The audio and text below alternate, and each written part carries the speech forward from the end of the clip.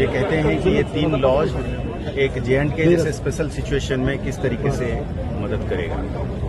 तो मैंने वो इनॉग्रेशन सेरेमनी में भी अपनी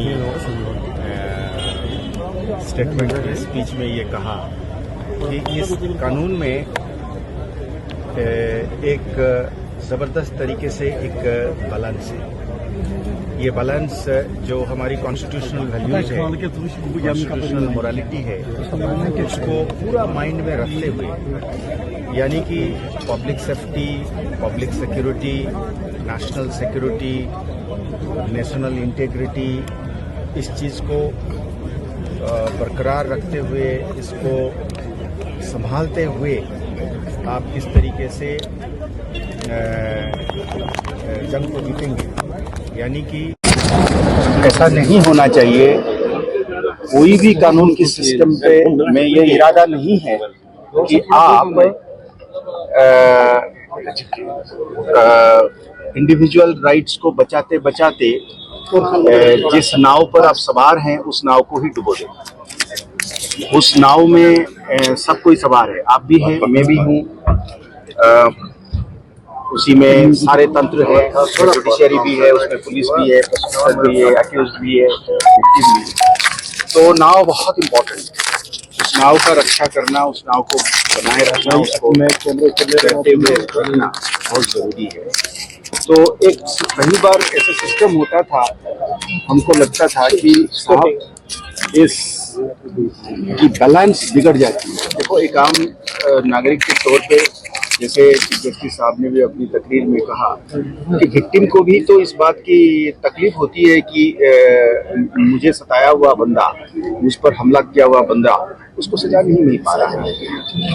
या जैसे मैं कई बार कहता हूँ कि पिछले 3 दशकों में या उससे ज़्यादा 35 साल के अंदर जो 45 से 46 हज़ार की जो मौत हुई है, उसमें से सीधी सी बात है कि 6,000 के करीब जो पुलिस और आर्मी और पैरामिलिट्री और सिक्योरिटी फोर्स की शहादत, उसको छोड़ दीजिए। सीधा सीधा आंकड़े बताते हैं, उसमें कोई माने डाइल्यूशन नहीं है, कोई झूठापन नहीं है। कभी भी किसी भी डिबेट में हमारे पास ऑथेंटिक एविडेंस है कि 12,000 के करीब लोग जो इन्होंने यहाँ पे जाने हुई है वो टेररिस्ट के हाथ।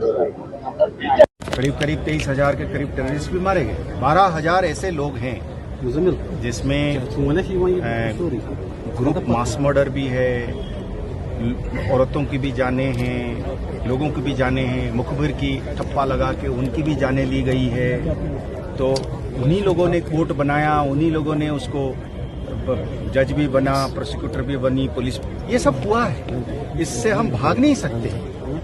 मतलब मेरा तो जिम्मेदारी है कि मैं भाग नहीं सकता हूँ, सरकार और स्टेट का भी जिम्मेदारी है कि भाग नहीं सकते। उसमें मैं भी शामिल हो सकता हूँ, आप भी शामिल हो सकते हैं, कई सारे जर्नलिस्ट भी इसमें अपने जाने हुई हैं।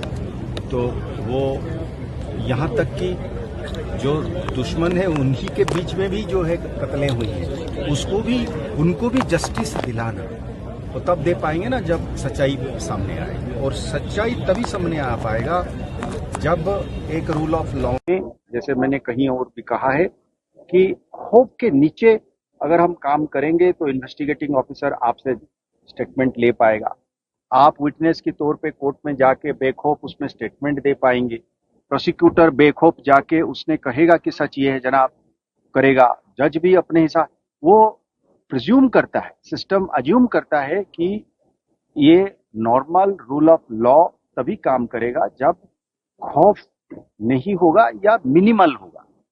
अब वह खौफ का मात्रा अगर इस तरीके से बढ़ गया ताकि वो इन्वेस्टिगेटिंग ऑफिसर भी अपने हिसाब से जी चुरा रहा है, विटनेसेस कहता है जाने दीजिए, अपने प्रोसिक्यूटर अपने जगह में बोल नहीं पा रहा है, जज अपनी जगह पर डरा, वो सिस्टम को अगर हाईजैक कर लिया जाए टेरर और खौफ के जरिए तो फिर क्या होगा। और वही जो जिन लोगों ने इसको करते हैं वही इल्जाम लगाते हैं कि ये रूल ऑफ लॉ ही नहीं है।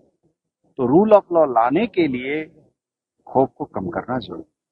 तो आज तक हम लोगों ने, पुलिस ने बहुत मात्रा में हमारा एनर्जी, हमारा ताकत हमने लगाया हुआ था बम और गन को कंट्रोल करने में। तो उसको कम करने के साथ साथ हमें इस चीज की एहसास हुई कि हम माने एडवर्सरी की चुंगल में फंस रहे हैं। यानी कि वो नहीं चाह रहा है रूल ऑफ लॉ, हम चाहते हैं।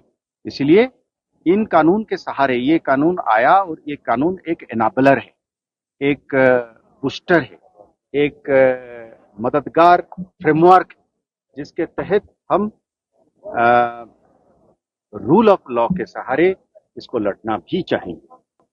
और जो रूल ऑफ लॉ को उन लोगों ने तहस नहस करना चाहते हैं, हम उस रूल ऑफ लॉ के तहत, कानून के तहत अपना लिमिटेशन को मानते हुए, अपना पाबंदियों को मानते हुए हम कोर्ट के जरिए हम इनको सजा दिलाना चाहते हैं। वो नहीं चाहते, क्योंकि वो अपने हिसाब से सजा देते हैं। जहां पे कोर्ट नहीं होता है, प्रोसिक्यूशन नहीं होता है, इन्वेस्टिगेशन नहीं होता है, वो सब नहीं होता है, उनके लिए लागू नहीं। तो ये जो कसम कस है, ये जो आपने सवाल मुझे पूछा कि बाकी स्टेट के मुकाबले में जम्मू कश्मीर में इन 3 लॉ का इम्प्लीमेंटेशन में क्या स्पेशल फीचर्स रहे, क्या स्पेशल कैरेक्टरिस्टिक्स है, क्या स्पेशल फैसेट्स है, तो मेरे जवाब में यही।